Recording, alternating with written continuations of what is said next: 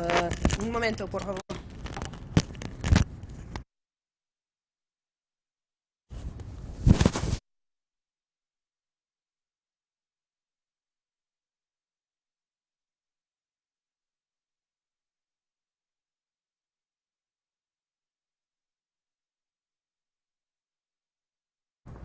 Good morning. Welcome to Living Well.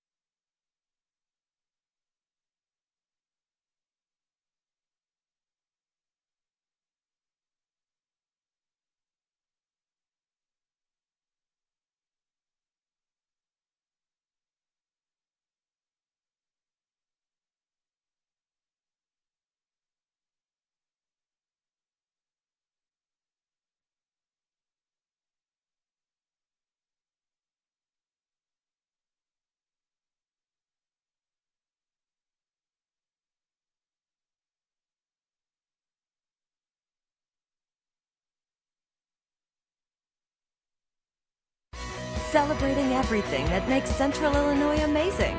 This is Living Well on WMBD. Good morning. Welcome to Living Well. I'm Yvonne Greer. Wowzers, big storm cleanup, and now the heat is here. I do hope you're hanging in there. On the show today, find out if social media platforms are eavesdropping on your conversations to offer you ads. Find out how legalized marijuana will affect our state, and find out how you can avoid some summertime travel scams that seem too good to be true. It's all on the way, and we begin with the day's health news.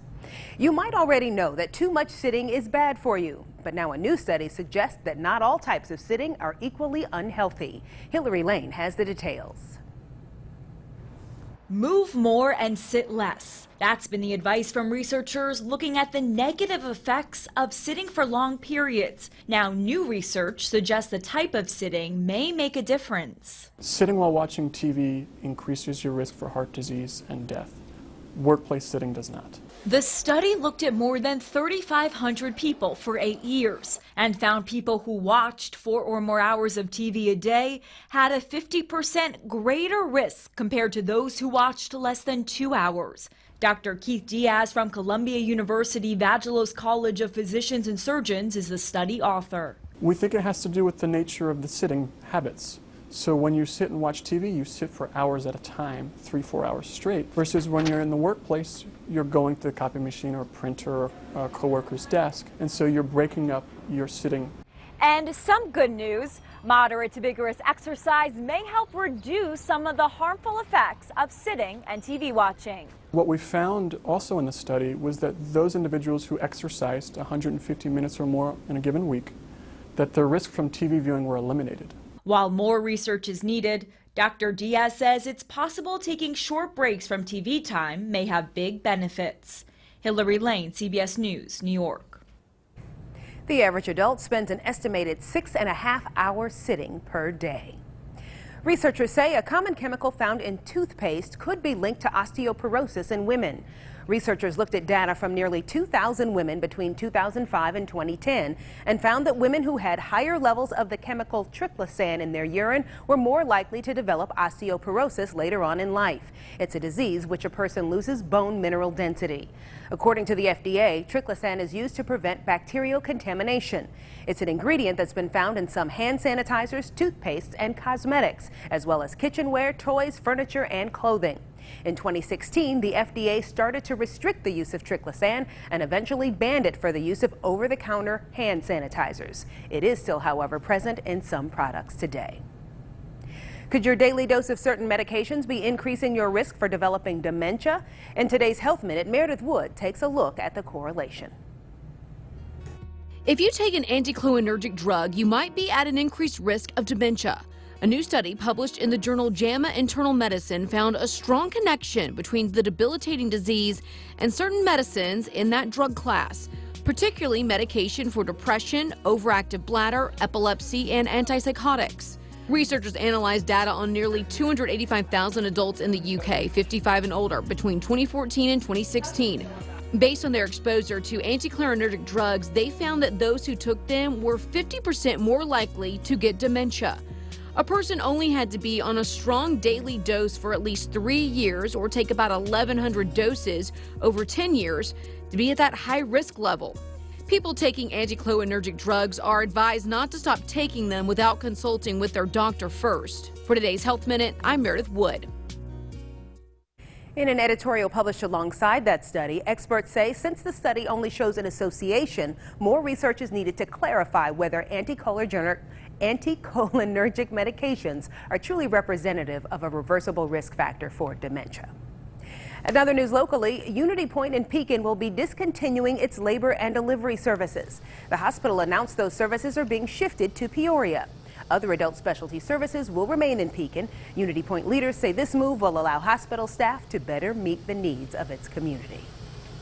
Consumer News is next on Living Well. Social media reps explain why certain ads might appear in your news feeds.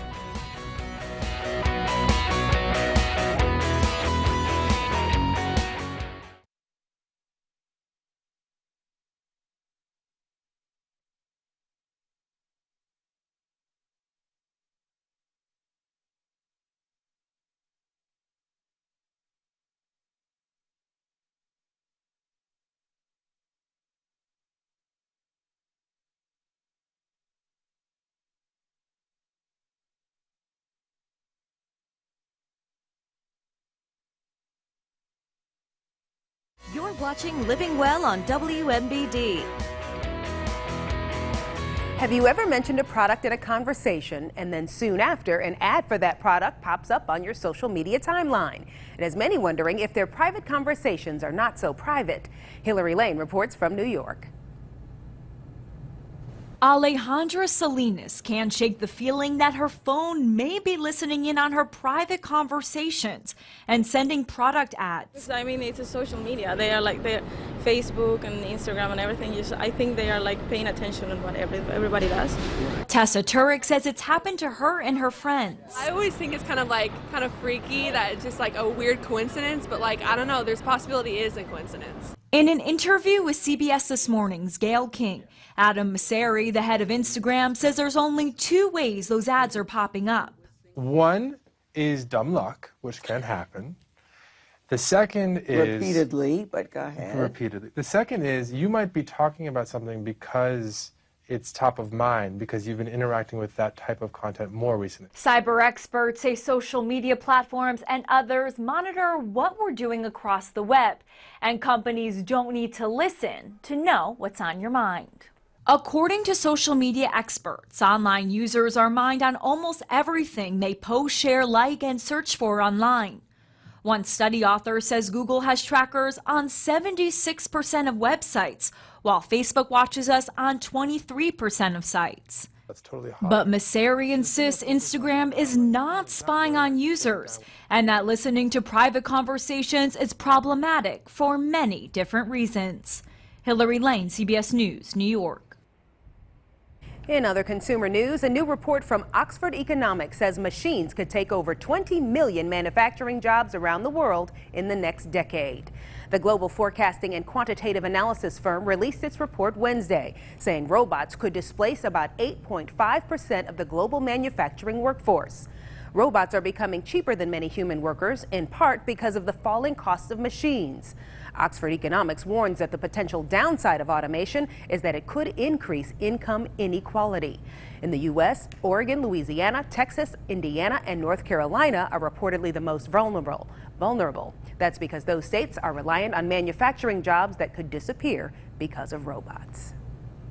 Illinois lawmakers say there are plenty of citizens who will now benefit now that marijuana is legal in Illinois. As Matt Napolitano explains, who's likely to be affected.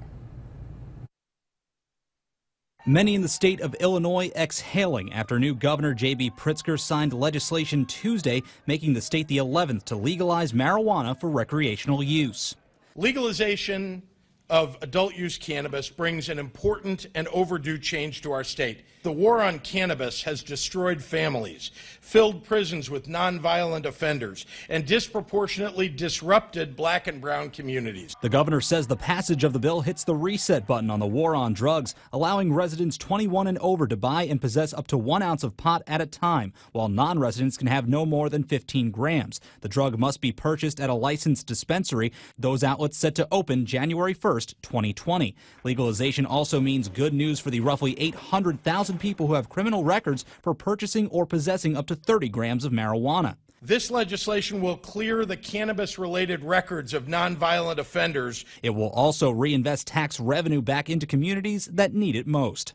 This new law follows through on our strong commitment to equity by directing 25% of the revenue to restore, reinvest, and renew grant programs to help communities most disproportionately impacted by the war on drugs.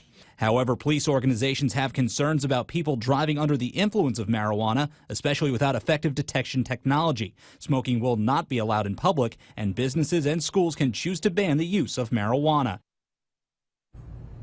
Well, summer just got started, but Target is already thinking about back to school.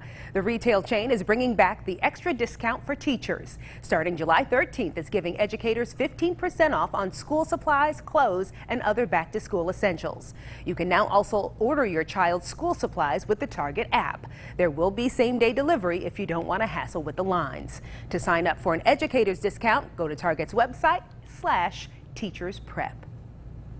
Some summer travel tips are coming up next. We'll have ways to save and ways to avoid potential scams.